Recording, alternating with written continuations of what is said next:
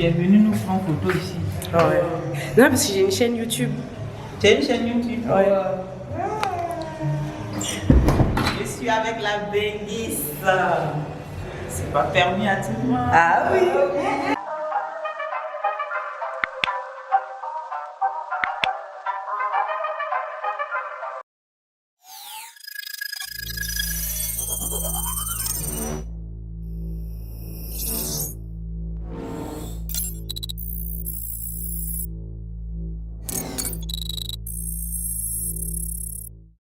Située dans le golfe de Guinée et pays où l'union, la discipline et le travail sont les devises, la République de la Côte d'Ivoire est un État africain encerclé par le Mali, le Burkina Faso, le Ghana, le Libéria, la Guinée et au sud l'océan Atlantique.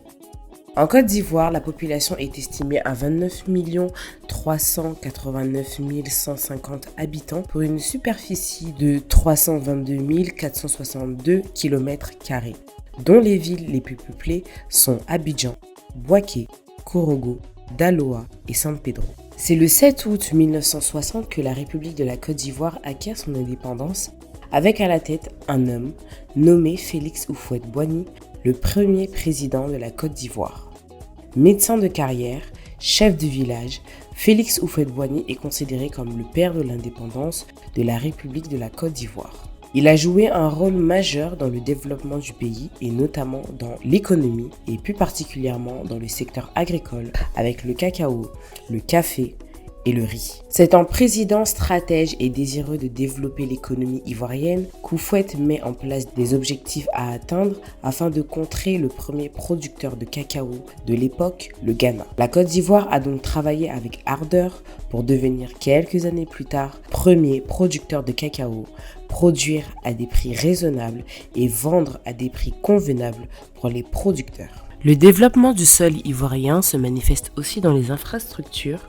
Pour exemple, la ville de Yamoussoukro, anciennement appelée Ngokro, village de naissance de Houphouët-Boigny.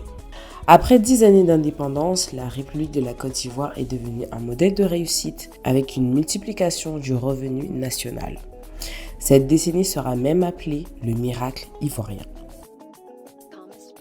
Pour notre première semaine ici en Côte d'Ivoire, c'est à Abidjan que l'on pose nos bagages. Région la plus peuplée de la Côte d'Ivoire et de l'Afrique ouest francophone, mais par-dessus tout, capitale économique du pays, Abidjan est le carrefour culturel ouest africain sous un climat sous-équatorial. Abidjan est divisé en deux parties, Abidjan Nord et Abidjan Sud, subdivisées en 10 communes, Abobo, Adjamé, Atekoubé, Cocody, Koumassi, Le Plateau, Marcory, Port-Boué, Trècheville et Yopougon, aussi appelé Yop City, comme pour faire d'un film américain. C'est dans cette belle ville que notre séjour commence et je suis en compagnie de ma maman. Nous espérons vous faire voyager à travers vos écrans.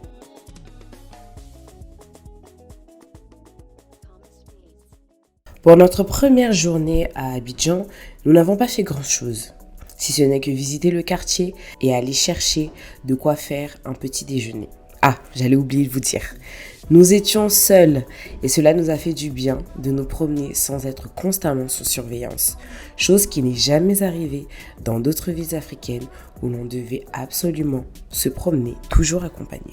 Notre deuxième préoccupation est, vous l'avez sûrement deviné, le réseau. Nous sommes dans une résidence qui a déjà le Wi-Fi, mais dehors, il est toujours pratique d'avoir un numéro où les habitants du pays peuvent te joindre et surtout éviter de se perdre dans Abidjan. Après notre longue promenade, me voilà en date avec ma maman autour d'un bon petit déjeuner avec mon célèbre thé, il voyage toujours avec moi, et mon meilleur beurre ici en Afrique, le Blue Band.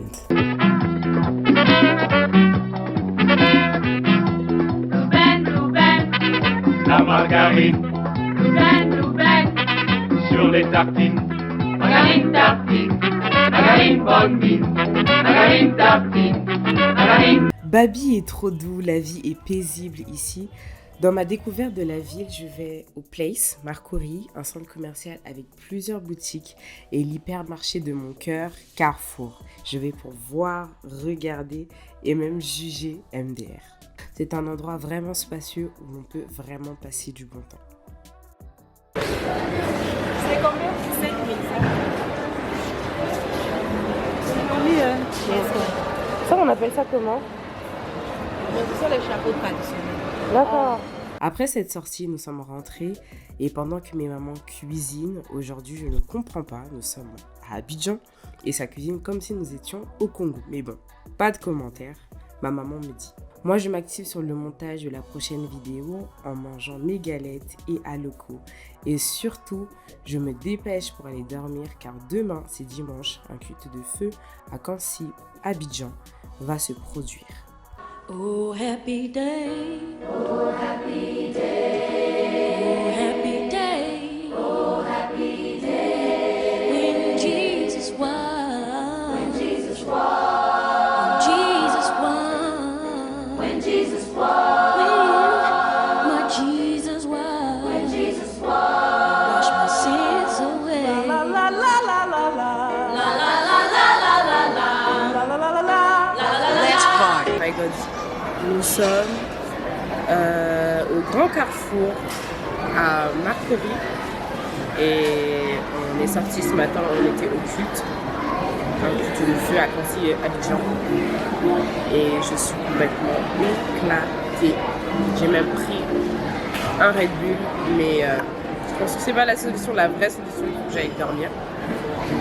Et on va rentrer, se reposer. Et après continuer notre séjour. Nous sommes au 4e jour et je passe un séjour excellent.